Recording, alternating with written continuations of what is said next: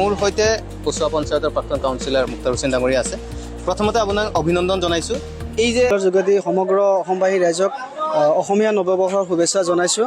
আৰু আজি পহিলা বহাগৰ দিনটোতে আমাৰ কচুৱা ৰাঙল বস্তিত জামিয়া নাহাদাতিল উম্মাহ আল ইছলামিয়া ইকৰা একাডেমী নামেৰে এখন মাদ্ৰাছা শিক্ষা অনুষ্ঠান গঢ়ি উঠিছে।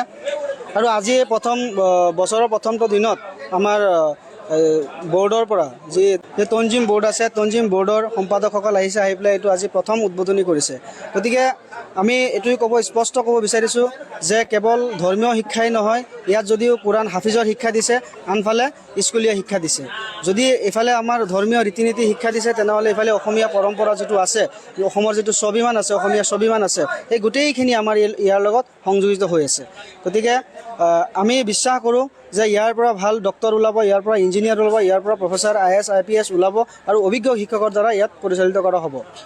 ধন্যবাদ জনাইছোঁ। এয়া আচলতে আমল আদব আখলাকৰ প্ৰতি গুৰুত্ব, অভিজ্ঞ শিক্ষকৰ দ্বাৰা পাঠদান, 24 ঘণ্টীয়া শিক্ষকৰ নিগৰানী ব্যৱস্থা, স্কুলীয়া শিক্ষা গুণগতভাৱে উন্নত মানৰ ব্যৱস্থা, স্পকেন ইংলিছৰ ওপৰত গুৰুত্ব প্ৰদান, আৰবী সাহিত্যৰ ওপৰত গুৰুত্ব, ইংৰাজী আৰবী আৰু অসমীয়া ভাষাৰ ক্ষেত্ৰত বিশেষ গুৰুত্ব প্ৰদান, হোষ্টেলৰ সুব্যৱস্থা, খোৱা বোৱা আৰু সম্পূৰ্ণ সুৰক্ষিত স্থান, সপ্তাহৰ প্ৰতি বৃহস্পতিবাৰে আঞ্জুমান শিক্ষাৰ সুব্যৱস্থা, অভিজ্ঞ শিক্ষকৰ দ্বাৰা পাঠদান, অতিৰিক্ত সময়ত প্ৰতি 15জন ছাত্ৰৰ ক্ষেত্ৰত এজন শিক্ষকৰ তত্বাৱধানত নিশ্চিত কৰা হ'ব। এটিম ছাত্ৰৰ বাবে বিশেষ সুবিধা।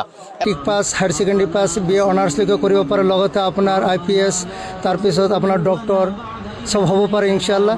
এইটোৰ ওপৰত ভিত্তি কৰি আমি নতুনকৈ ইয়াত আমি একাডেমি আৰম্ভ কৰিছোঁ। আজি আমি প্ৰথম বহাগৰ দিনাই আমি আমাৰ এই শুভাৰম্ভণি কৰিলোঁ। আৰু যিহঁতে নতুনকৈ ছাত্ৰ ইয়াত ভৰ্তি কৰাব বিচাৰে, সিহঁতৰ কাৰণে মই অনুৰোধ জনাম এইটোৱেই যে আমাৰ ইয়াত হোষ্টেলৰ সুব্যৱস্থা আছে, থকা খোৱাৰ সুব্যৱস্থা আছে, এটিম বুলি কয়, সিহঁতৰ কাৰণে বিশেষ সুবিধা। লগতে আমি আমাৰ ইয়াত মানে কম্পিউটাৰ শিক্ষাৰ আমি পদক্ষেপ লৈছোঁ, যাতে প্ৰত্যেক